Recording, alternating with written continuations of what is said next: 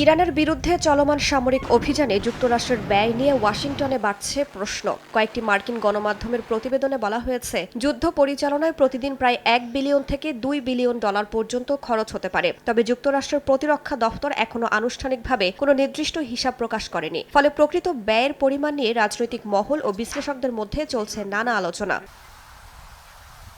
মার্কিন কংগ্রেসের বাজেট কমিটির শীর্ষ ডেমোক্রেট ব্রেন্ডান বয়েল যুদ্ধের প্রকৃত ব্যয় নির্ধারণে কংগ্রেশনাল বাজেট অফিসকে বিস্তারিত বিশ্লেষণের অনুরোধ জানিয়েছেন। গত 5 মার্চ পাঠানো এক চিঠিতে তিনি সামরিক অভিযান, লজিস্টিক সহায়তা, অস্ত্র ও সরঞ্জাম সরবরাহ, এমনকি কূটনৈতিক তৎপরতা ও বৈদেশিক সহায়তার সম্ভাব্য ব্যয়ও হিসাব করার আহ্বান জানান। একই সঙ্গে যুদ্ধ দীর্ঘস্থায়ী হলে বা ইরানে স্থল অভিযান চালালে ব্যয়ের সম্ভাব্য চিত্র কী হতে পারে তাও বিশ্লেষণের জন্য বলা হয়েছে।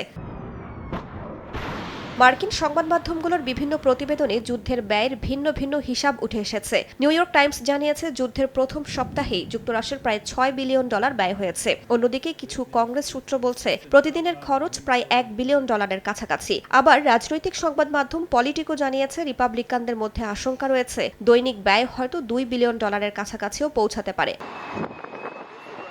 বিশ্লেষকদের মতে, যুদ্ধের শুরুর দিকে খরচ সাধারণত বেশি থাকে, কেননা তখন ব্যাপক আকারে বিমান হামলা ও প্রতিরক্ষা ব্যবস্থা সক্রিয় করা হয়। পেন ওয়ার্টন বাজেট মডেলের পরিচালক কেন্ট স্মেটার্সের মতে, প্রথম দিকে ব্যয় $2 বিলিয়ন পর্যন্ত পৌঁছালেও পরে তা কমে দৈনিক প্রায় $800 মিলিয়ন মতো হতে পারে। অন্য নিরাপত্তা বিশ্লেষকদের মতে, গড়ে প্রতিদিন প্রায় $1 বিলিয়ন ব্যয় হওয়াই বেশি বাস্তবসম্মত।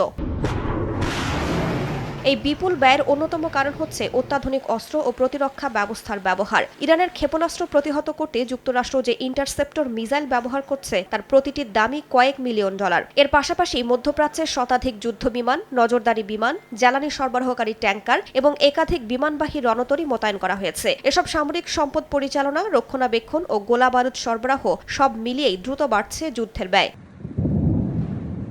বিশ্লেষকদের আশঙ্কা, যুদ্ধ দীর্ঘস্থায়ী হলে যুক্তরাষ্ট্রের মোট ব্যয় কয়েক দশক বিলিয়ন ডলার ছাড়িয়ে যেতে পারে। এরই মধ্যে কিছু অর্থনৈতিক মডেল বলছে, এই সংঘাতের সরাসরি সামরিক ব্যয়ই প্রায় $65 বিলিয়ন পৌঁছাতে পারে। ফলে কংগ্রেসের কাছ থেকে অতিরিক্ত অর্থ বরাদ্দের প্রয়োজন হতে পারে, যা যুক্তরাষ্ট্রের অভ্যন্তরীণ রাজনীতিতে নতুন বিতর্কের জন্ম দিতে পারে, বিশেষ করে মধ্যবর্তী নির্বাচনের আগে।